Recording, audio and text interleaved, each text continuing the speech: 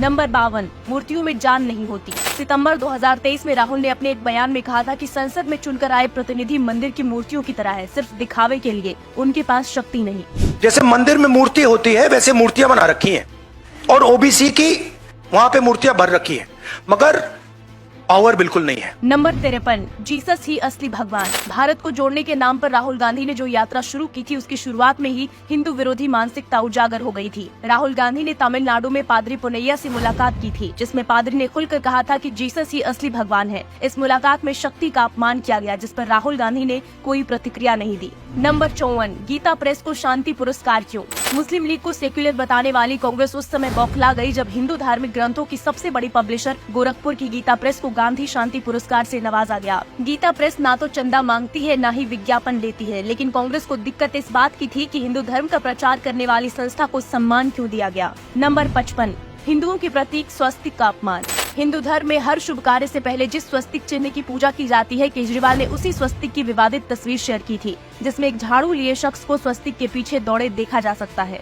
Number 56, Hindu देवताओं का अपमान। आज सत्ता के मोह में राम राज्य की वेबसाइट लॉन्च करने वाली केजरीवाल सरकार में समाज कल्याण मंत्री रहे राजेंद्र पाल गौतम ने तो हिंदुओं के अपमान में अपने गुरु को भी पीछे छोड़ दिया था। गौतम ऐसे शपथ समारोह में शामिल हुए थे जिसमें कहा गया था कि वो ब्रह्मा विष्णु महेश राम कृष्ण को कभी ईश्वर नहीं मानेंगे और न ही उनकी पूजा करेंगे। नंबर 57, दंडवत प्रणाम का उड़ाया मजाक। Then they have to do the whole scepter thing, lying down and doing all that. Aren't you happy I'm not lying down? तो सुना आपने, राहुल गांधी अमेरिका में हंसकर जिस दंडवत प्रणाम का मजाक बना रहे थे, वो हिंदू रीति रिवाज में सर्वोच्च सम्मान का प्रतीक है। लेकिन राहुल गांधी ने भारतीय परंपरा के साथ हिंदू रीति रिवाज के अपमान में कोई कमी नहीं छोड़ी। नंबर 58, माँ गंगा का अपमान। हर हिंदू माँ गंगा की पूजा करता है, लेकिन कांग्रेस सांसद शशि थरूर ने माँ गंगा को लेकर भी विवादित ट्वीट किया था। थरूर ने लिखा था कि गंगा भी स्वच्छ रखनी है और पाप भी यहीं धोने हैं, इस संगम में सब नंगे हैं। नंबर 59, हिंदुओं को बताया काफिर। तुष्टीकरण की राजनीति की सबसे माहिर खिलाड़ियों में से एक ममता दीदी ने हिंदुओं को खुलेआम काफिर कहा था। दरअसल ममता बनर्जी ने अयोध्या में रामलला की प्राण प्रतिष्ठा के बाद कोलकाता में सर्वधर्म सद्भाव मार्च निकाला था, जिसमें हिंदुओं के खिलाफ अपनी नफरत जग जाहिर की थी। नंबर 60, माँ काली मांस खाने और शराब पीने वाली। ममता बनर्जी और महुआ मोइत्रा के बीच तो मानो हिंदू धर्म का अपमान करने को लेकर मुकाबला चल रहा हो। महुआ मोइत्रा ने माँ काली के बारे में विवादित बयान देते हुए कहा था कि वो माँ काली को मांस खाने और शराब पीने वाली देवी के रूप में देखती हैं। नंबर 61, वानर सेना के तंज से हिंदुओं का अपमान। माँ काली का तिरस्कार करने के बाद महुआ मोइत्रा ने वानर सेना का भी उपहास उड़ाते हुए हिंदुओं का अपमान किया था। महुआ ने कहा था कि वानर सेना में ठोक दो कल्चर चलता होगा, बंगाल में नहीं। हालांकि महुआ मोइत्रा ने संदेश खाली के बारे में कभी नहीं बताया कि वहाँ कौन सा कल्चर चलता था। नंबर 62, भगवान शिव का अपमान। तुष्टीकरण की राजनीति करने वाले नेता जब मंदिरों में जाते हैं तो वोट बैंक की राजनीति खुद ब खुद सामने आ जाती है। वीडियो में आप देख सकते हैं कि ममता बनर्जी महादेव की पूजा कर रही है या फिर अपमान। नंबर 63, रामचरितमानस का अपमान।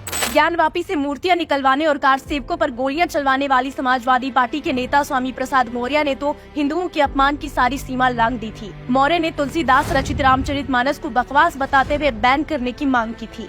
नंबर 64, हिंदू धर्म ग्रंथ को गलत बताया। रामचरितमानस पर विवादित बयान देने वाले जिस स्वामी प्रसाद मौर्य को पार्टी से बाहर निकालना चाहिए था, उसे अखिलेश यादव ने पार्टी का राष्ट्रीय महासचिव बनाकर इनाम दे दिया। इसके साथ ही अखिलेश यादव ने भी हिंदुओं का अपमान करते हुए कहा था कि रामचरितमानस की कुछ श्लोक पर विवाद है, जो गलत है वो गलत है। नंबर 65, कश्मीर फाइल्स को बताया झूठी फिल्म। हिंदू देवी देवताओं और प्रतीकों का अपमान करने वाले केजरीवाल ने कश्मीर के दर्द पर बनी फिल्म को झूठा बता दिया था, जिससे कश्मीरी पंडित ही नहीं समस्त हिंदू समाज का अपमान हुआ था। नंबर 66, दिल्ली दंगों का मुख्य आरोपी।